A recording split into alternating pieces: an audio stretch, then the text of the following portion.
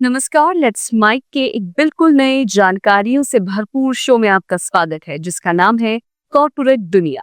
ये सिर्फ एक प्रोग्राम नहीं है बल्कि एक खिड़की है उस दुनिया की तरफ जहां बिजनेस की चालें, स्टार्टअप्स की उड़ानें, मार्केट की धड़कनें और कंपनियों के भीतर की कहानियां आपको समझाई जाएंगी आसान, रोचक और भरोसेमंद अंदाज में। आइए सबसे पहले नजर डालते हैं कारोबार की दुनिया की आज की खबरों पर। सेमिकॉन इंडिया 2025 समिट का उद्घाटन यशोभूमि कन्वेंशन सेंटर दिल्ली में प्रधानमंत्री नरेंद्र मोदी ने किया। केंद्रीय इलेक्ट्रॉनिक्स और सूचना प्रौद्योगिकी मंत्री अश्विनी वैष्णव ने प्रधानमंत्री को विक्रम 32 बिट प्रोसेसर और 4 प्रोजेक्ट्स के टेस्ट चिप्स गिफ्ट किए। विक्रम 32 बिट प्रोसेसर पूरी तरह भारत में विकसित पहला 32 बिट माइक्रो प्रोसेसर है जिसे इसरो सेमीकंडक्टर लैब ने बनाया है। इसे लॉन्च व्हीकल्स की मुश्किल पर्यावरणीय हालातों में इस्तेमाल के लिए तैयार किया गया है।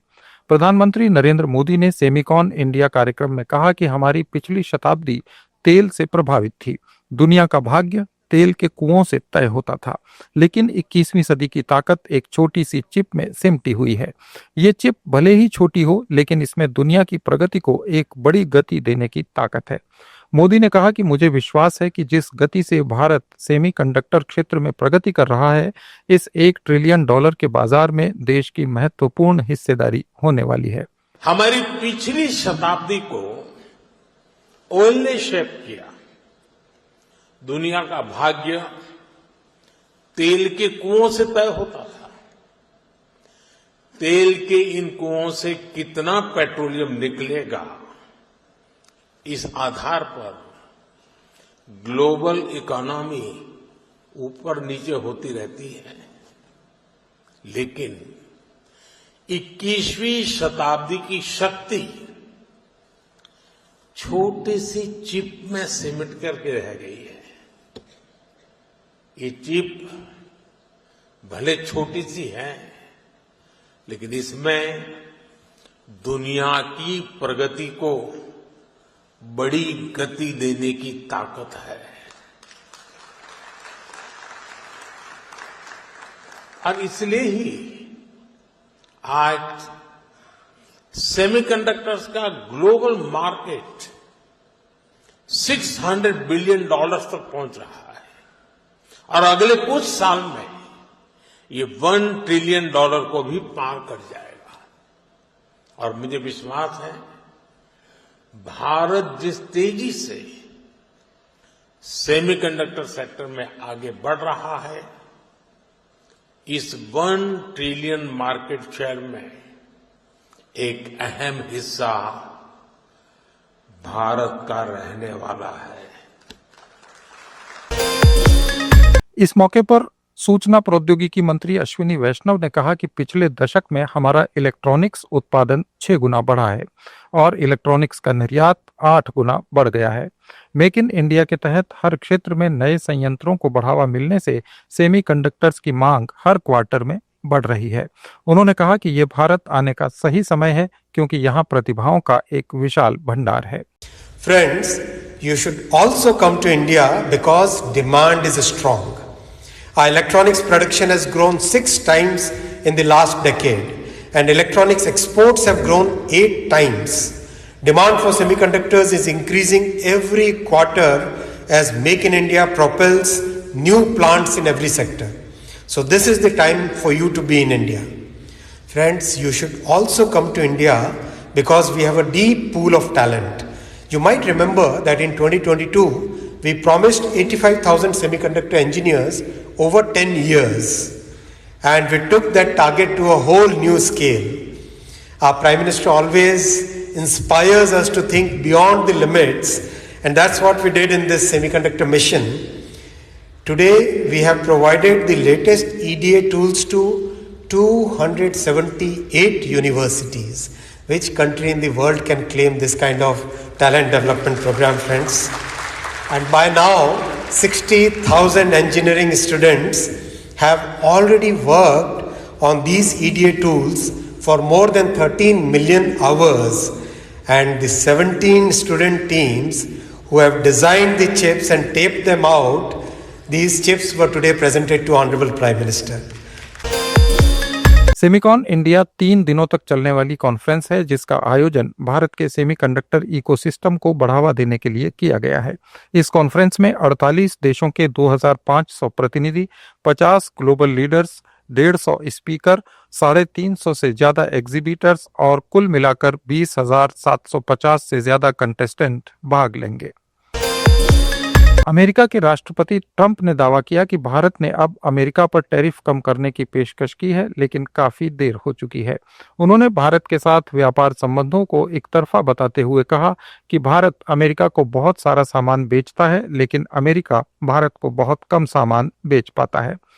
ट्रंप ने ट्रुथ सोशल पर लिखा कि भारत ने अमेरिकी सामानों पर बहुत ज्यादा टैरिफ लगाए, जिससे अमेरिकी कंपनियों को भारत में सामान बेचना मुश्किल हो गया। ये पूरी तरह से एक तरफा आपदा रही है। ट्रंप ने कहा कि भारत अपनी जरूरत का ज्यादातर तेल और मिलिट्री उपकरण रशिया से खरीदता है, न कि अमेरिका से। ट्रंप ने इसे सालों पुरानी दिक्कत बताया और कहा कि भारत को पहले ही टैरिफ कम कर देना चाहिए था। दूसरी तरफ अमेरिकी विदेश मंत्री मार्को रूबियो ने कहा कि भारत अमेरिका की साझेदारी 21वीं सदी की सबसे खास साझेदारी है।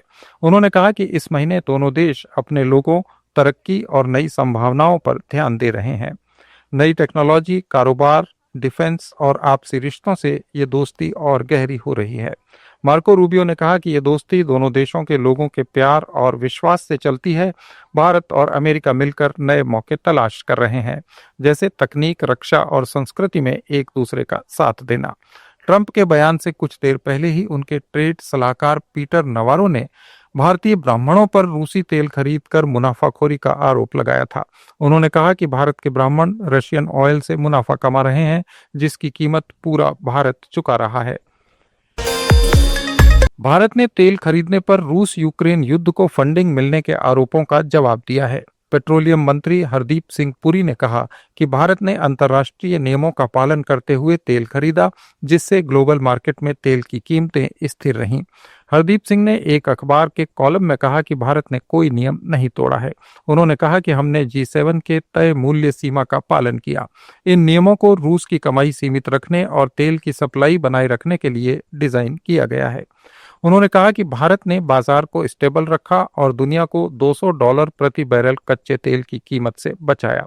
इससे पहले अमेरिका ने रूस से तेल खरीदने के कारण भारत पर 50% टैरिफ लगाया था। ट्रंप के ट्रेड एडवाइजर पीटर नवारो भी भारत पर रशिया को जंग के लिए पैसा उपलब्ध कराने का आरोप लगा चुके हैं। इससे पहले 27 अगस्त को ट्रंप के ट्रेड सलाहकार पीटर नवारो ने यूक्रेन जंग को मोदी वॉर बताया था। नवारो ने ब्लूमबर्ग टीवी के एक इंटरव्यू में भारत पर युद्ध को बढ़ावा देने और दोहरा खेल खेलने का आरोप लगाया। नवारो ने कहा था कि भारत रूस से सस्ता तेल खरीदकर उसे रिफाइन करता है और ऊंची कीमत पर बेचता है। पिछले 2 साल से भारत हर साल $130 अरब से ज्यादा का रशियन ऑयल खरीद रहा है। सरकार ने अगस्त में जीएसटी से 1.86 लाख करोड़ रुपए जुटाए हैं। सालाना आधार पर इसमें 6.5% की बढ़ोतरी हुई है। पिछले महीने जुलाई के मुकाबले अगस्त का कलेक्शन 10,000 करोड़ रुपए घटा। जुलाई में 1.96 लाख करोड़ रुपए का जीएसटी वसूला गया था। इससे पहले अप्रैल 2025 में रिकॉर्ड 2.37 लाख करोड़ रुपए और मई में 2.01 लाख करोड़ रुपए जीएसटी के रूप में जुटाए गए थे। वित्त वर्ष 2024-25 में gross GST collection 22.08 lakh crore रुपए तक पहुंच गया है, जो 5 साल पहले 2020-21 में सिर्फ 11.37 लाख करोड़ रुपए था। भारत में रियल मनी गेमिंग पर बैन लगने के बाद फैंटेसी गेमिंग कंपनियों ने अपने कर्मचारियों की छंटनी शुरू कर दी है। मनी कंट्रोल की एक रिपोर्ट के मुताबिक माई 11 सर्कल और रमी सर्कल जैसे प्लेटफॉर्म चलाने वाली कंपनी गेम्स 24x7 ने अपने कर्मचारियों को निकालना शुरू कर दिया है। इसके अलावा पोकरबाजी ने 45% स्टाफ यानी करीब 200 लोगों को नौकरी से बाहर कर दिया है। भारत की सबसे बड़ी गेमिंग कंपनियों में से एक मोबाइल प्रीमियर लीग ने भारत में अपने 60% स्थानीय कर्मचारियों की छंटनी करने का फैसला लिया है। सरकार ने चीनी मिलों और डिस्टिलरीज को नवंबर से बिना किसी प्रतिबंध के इथेनॉल प्रोडक्शन की अनुमति दे दी है। खाद्य मंत्रालय ने एक नोटिफिकेशन में कहा कि चीनी मिलों और डिस्टिलरी को ESY 2025-26 के दौरान बिना किसी प्रतिबंध के गन्ने के रस, चीनी सिरप, बी हैवी गुड के साथ साथ सी हैवी गुड से इथेनॉल उत्पादन करने की अनुमति है। पेट्रोलियम मंत्रालय के परामर्श से समय समय पर यह विभाग चीनी को इथेनॉल उत्पादन में बदलने की समीक्षा करेगा ताकि डोमेस्टिक मार्केट में चीनी की सुचारू आपूर्ति सुनिश्चित की जा सके।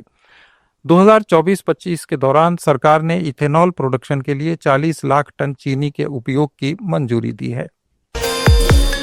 भारतीय रेलवे ने अपने कर्मचारियों और उनके परिवारों को महत्वपूर्ण बीमा कवर प्रदान करने के लिए स्टेट बैंक ऑफ इंडिया के साथ एक एमओयू पर हस्ताक्षर किए। इस एमओयू के तहत एसबीआई में खाता रखने वाले कर्मचारियों को 1 करोड़ रुपए का दुर्घटना मृत्यु बीमा मिलेगा। इसके अलावा एसबीआई में केवल वेतन खाता रखने वाले सभी रेलवे कर्मचारी अब बिना किसी प्रीमियम का भुगतान किए या मेडिकल जांच के 10 लाख रुपए के प्राकृतिक मृत्यु बीमा कवरेज के लिए भी एलिजिबल होंगे। करीब 7 लाख रेलवे कर्मचारियों के सैलरी अकाउंट एसबीआई के पास हैं। ये समझौता रेलवे के कर्मचारी कल्याण की दिशा में एक बड़ा कदम है। सुप्रीम कोर्ट ने पेट्रोल में एथेनॉल मिलाने के प्लान को चुनौती देने वाली याचिका खारिज कर दी। इस प्लान के तहत देश में बिकने वाले पेट्रोल में 20% एथेनॉल मिलाया जा रहा है। 2023 में एथेनॉल मिलाने की शुरुआत की गई थी। सरकार ने 2025-26 तक देश के सभी पेट्रोल पंपों पर E20 पेट्रोल उपलब्ध करवाने का लक्ष्य रखा है। Chief justice of India BR Gavai और जस्टिस के विनोद चंद्रन की बेंच ने यह फैसला सुनाया। याचिकाकर्ता के मुताबिक अप्रैल 2023 से पहले भारत में बनी गाड़ियां एथेनॉल मिले पेट्रोल के साथ काम नहीं कर सकती। इसके साथ ही BS6 स्टैंडर्ड गाड़ियां भी इसके लिए कंपैटिबल नहीं हैं। इसलिए उपभोक्ताओं को बिना एथेनॉल वाले फ्यूल को चुनने का ऑप्शन मिलना चाहिए। अटॉर्नी जनरल R वेंकटमणि ने सरकार की ओर से कोर्ट में कहा कि यह याचिका करने वाला व्यक्ति इंग्लैंड का निवासी है। कोई बाहरी व्यक्ति हमें कैसे बताएगा कि कौन सा पेट्रोल इस्तेमाल करना है। याचिका में यह भी कहा गया है कि 20% एथेनॉल मिलाने के बावजूद पेट्रोल की कीमत कम नहीं हुई, जिसका फायदा कंज्यूमर्स को नहीं मिल रहा। मॉर्गन स्टैनली ने अप्रैल और जून के क्वार्टर में देश की मजबूत जीडीपी वृद्धि 7.8% के मद्देनजर 2025-26 में जीडीपी में बढ़ोतरी का अनुमान बढ़ाकर 6.7% कर दिया है। इससे पहले ये 6.2% था। रिपोर्ट के अनुसार जीएसटी में आगामी कटौती से घरेलू मांग बढ़ेगी। ये अमेरिकी टैरिफ वृद्धि के कारण निर्यात में आई गिरावट की भरपाई कर देगी। जीएसटी में आगामी कटौती अगले त्योहारी सीजन और ग्रामीण मांग में मजबूत रुझान घरेलू मांग को बढ़ावा देंगे। मारुति सुजुकी इंडिया ने अपने इलेक्ट्रिक वाहन ई विटारा का एक्सपोर्ट शुरू कर दिया है। अगस्त में 2,900 से ज्यादा कारें विदेश भेजी गईं। इन्हें गुजरात के पीपावाव पोर्ट से 12 यूरोपीय देशों Britain, Germany, Norway, France, Denmark, Netherlands, Hungary, Sweden, Switzerland, Iceland, Austria और बेल्जियम को भेजा गया है। बोर्ड की संरचना में गैर अनुपालन के लिए स्टॉक एक्सचेंज ने महानगर टेलीफोन निगम लिमिटेड यानी MTNL और BHEL पर जुर्माना लगाया है। बॉम्बे स्टॉक एक्सचेंज और नेशनल स्टॉक एक्सचेंज ने MTNL पर 6.73 लाख और इतना ही जुर्माना BHEL पर भी लगाया है। भारत का चालू खाता घाटा जून के क्वार्टर में घटकर 2.4 अरब डॉलर पर पहुंच गया। ये सकल घरेलू उत्पाद का 0.2% रह गया, जो पिछले साल इसी अवधि में 8.6 अरब डॉलर था। सर्विसेज के एक्सपोर्ट से इसमें मदद मिली। रिजर्व बैंक ऑफ इंडिया ने खुलासा किया है कि 2,000 रुपए के नोट वापसी की घोषणा के 2.25 साल बाद भी 5,956 करोड़ रुपए मूल्य के नोट बाजार में प्रचलन में हैं। मई 2023 में इन नोटों को चलन से बाहर किया गया था, लेकिन अभी भी 1.67% नोट बचे हुए हैं। आरबीआई ने बताया कि ये नोट वैध मुद्रा हैं और इन्हें उनके निर्गम कार्यालयों और डाकघर के माध्यम से बैंक अकाउंट्स में जमा कराया जा सकता है। नोटबंदी के बाद जारी किए गए 2,000 रुपए के नोट अब धीरे धीरे प्रचलन से हट रहे हैं। आरबीआई के अनुसार अब तक 2,000 रुपए मूल्य वर्ग के 98.33% नोट वापस लौट चुके हैं। इसके बावजूद शेष नोट अभी भी प्रचलन में हैं। हालांकि इन नोटों को आधिकारिक रूप से अवैध घोषित नहीं किया गया है और ये अब भी वैध मुद्रा माने जाते हैं। ये थे कॉर्पोरेट जगत के आज के कुछ अहम समाचार। अपडेट्स के लिए जुड़े रहिए लेट्स माइक के साथ। आप सुन रहे थे Let's Mic, more than radio. Follow कीजिए हमें हमारे सोशल मीडिया प्लेटफॉर्म्स पर।